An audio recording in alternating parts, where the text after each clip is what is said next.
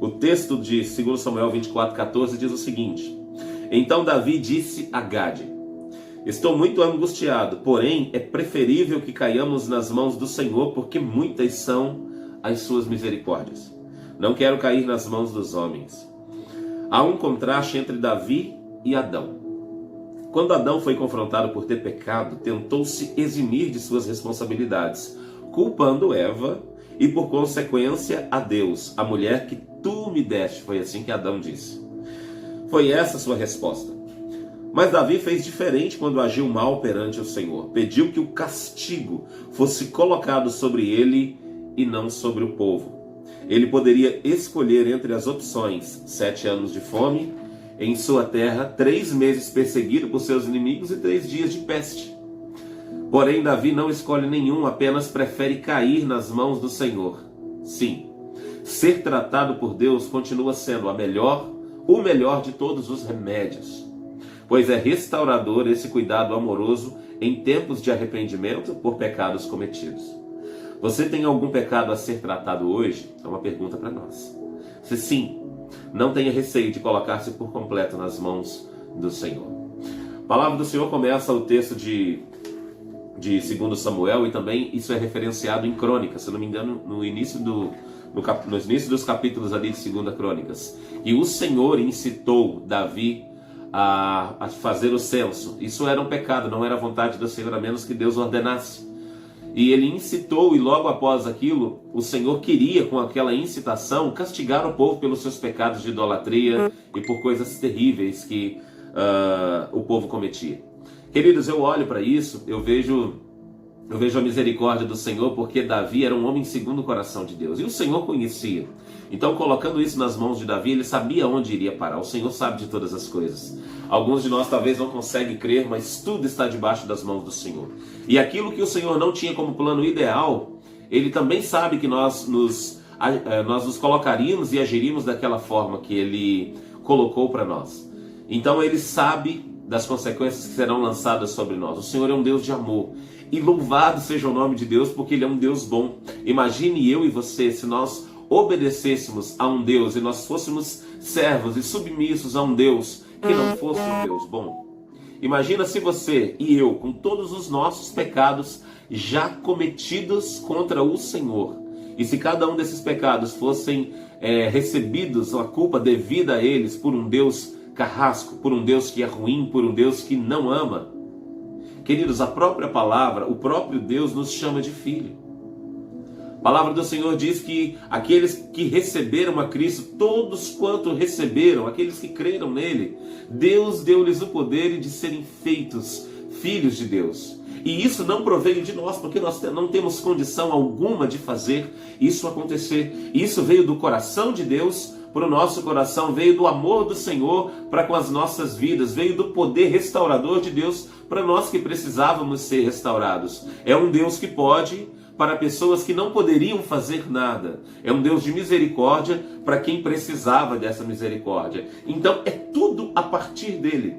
Tudo faz parte de um plano maior que Deus tinha para todos nós. E mesmo que eu e você não entendamos como isso funciona, porque nós temos assim um vislumbre meio raso, meio não, completamente raso de tudo o que Deus faz. O Senhor tem o seu plano magnífico, estrondoso para a salvação das nossas vidas. E pela misericórdia dele, ele nos restaura. E pelo amor dele, ele nos resgata. Então esse plano de Deus sobre nós, ele tem todo o controle até daquilo que nós já vamos fazer. E ele sabe como nos conduzir. Por isso nós devemos nos entregar e confiar. Não como Adão fez, mas assim como Davi. A primeira coisa que Adão fez, claro, Adão não tinha como pesquisar como eram as reações corretas de um homem quando é repreendido.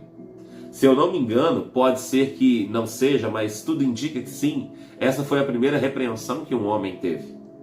Adão não tinha uma referência passada.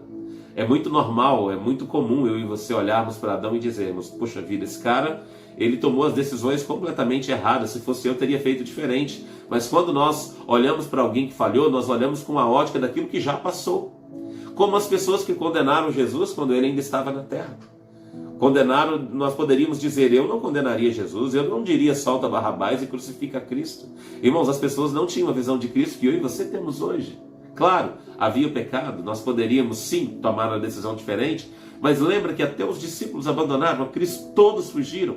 Um deles, segundo a palavra do Senhor, largou o pano, o lençol que ele estava vestido e fugiu nu. Pedro negou, sendo aquele que tinha acabado de prometer um dia antes que faria tudo por Jesus Cristo, se precisar até morrer. E Jesus disse para ele, Pedro, você não sabe o que está falando. Antes que o galo cante 3 vezes me negarás. Irmãos, o Senhor sabe de todas as coisas. Ele sabe da nossa miserabilidade. O que eu e você temos que fazer? Usar as informações que nós temos hoje e não fazermos como Adão. E não culpar alguém pelos nossos atos. E não lançar a culpa sobre a Eva e até sobre Deus, porque Adão disse, olha, a mulher que tu me deste fez isso comigo. Ou seja, o Senhor é responsável porque me deu alguém irresponsável e ela por ser irresponsável. Mas o Senhor está dizendo para nós hoje, nesta manhã, que nós temos que tomar as posições como Davi. Senhor, eu me arrependo, eu pequei, eu falhei, que caia sobre mim o teu peso e não sobre o teu povo. Eu mereço a consequência do meu pecado.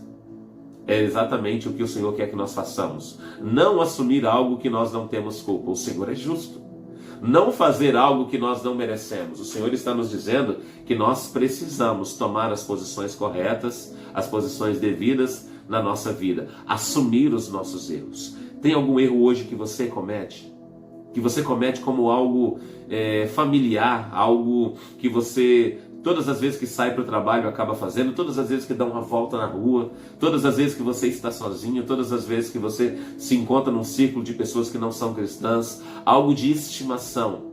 Pare de cometer hoje, confesse esse pecado ao Senhor. Sabe uma coisa poderosa que eu descobri também? Quando você está cometendo um pecado e encontra alguém de Deus, alguém que você confie, e existem essas pessoas. Não adianta dizer que nós não podemos confiar em ninguém. Claro, a confiança plena é no Senhor, mas tem pessoas que saberão nos ouvir e não vão espalhar por aí o que está acontecendo. Isso é possível, sim. Encontre uma pessoa de confiança, porque quando nós contamos a nossa falha para alguém e dividimos com alguém de confiança, nós temos muito mais força para deixá-la. Quando nós estamos só entre nós e o Senhor, claro, o Senhor é poderoso para nos transformar, mas o Senhor não arromba o teu coração para fazer com que você faça exatamente aquilo que Ele quer. Isso não seria adoração, isso não seria liberdade para eu obedecer ou desobedecer. Os irmãos entendem o que eu estou dizendo? Precisamos, sim, confessar os nossos erros, assumir a nossa responsabilidade.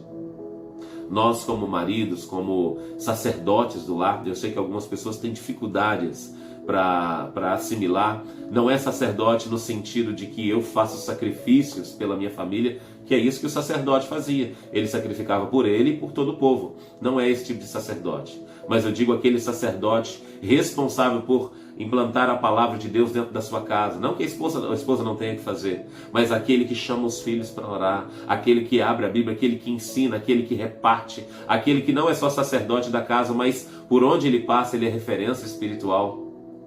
Ou talvez você seja um ministro de louvor na igreja onde você congrega. Nós temos que assumir as nossas responsabilidades.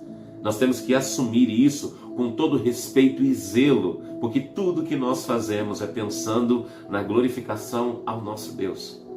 Então eu tomo qualquer tipo de atitude dentro do meu trabalho, dentro da minha igreja, dentro do meu ministério, irmãos, é para glorificar a Deus. A palavra do Senhor diz, ai daquele que faz a minha obra relaxadamente. O Senhor nos chamou para viver uma vida sobrenatural diante dele. E quando eu digo sobrenatural, não é só apenas, isso seria maravilhoso, se nós pudéssemos ver milagres ordinários e extraordinários todos os dias da nossa vida. Mas eu não digo apenas isso.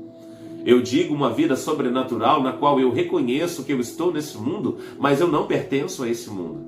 Na qual eu reconheço que onde eu estiver, eu sou um agente de transformação das vidas por onde eu esteja passando. Mas alguém pode perguntar, pastor, eu vou falar de Jesus para alguém e as pessoas vão me criticar, vão me recriminar. Algumas aceitam, outras não. Mas é isso mesmo, queridos. O Senhor Jesus Cristo passou por isso.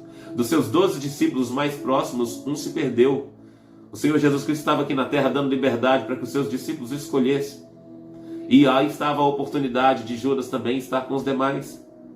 Então nós vemos que há sim perdas, mas há muito mais lucro quando nós estamos com o Senhor, porque as pessoas têm a liberdade de dizer o sim e de dizer o não. O Senhor nos chamou, o Senhor tocou a todos nós, o Senhor nos convocou, assim como o Senhor Jesus Cristo fez um convite para Judas, e Judas veio, mas Judas não permaneceu. Judas foi chamado, Judas foi amado, Judas teve os seus pés lavados por Jesus. Mas no momento de escolher entre fazer o certo e o errado, ele escolheu para fazer aquilo que era contrário à vontade do nosso Deus. Ele se arrependeu amargamente, mas atentou contra a sua própria vida. Nós temos que cuidar do nosso coração. Jesus disse: de tudo o que se tem que guardar, guardai os vossos corações, porque dele procede as saídas da nossa vida.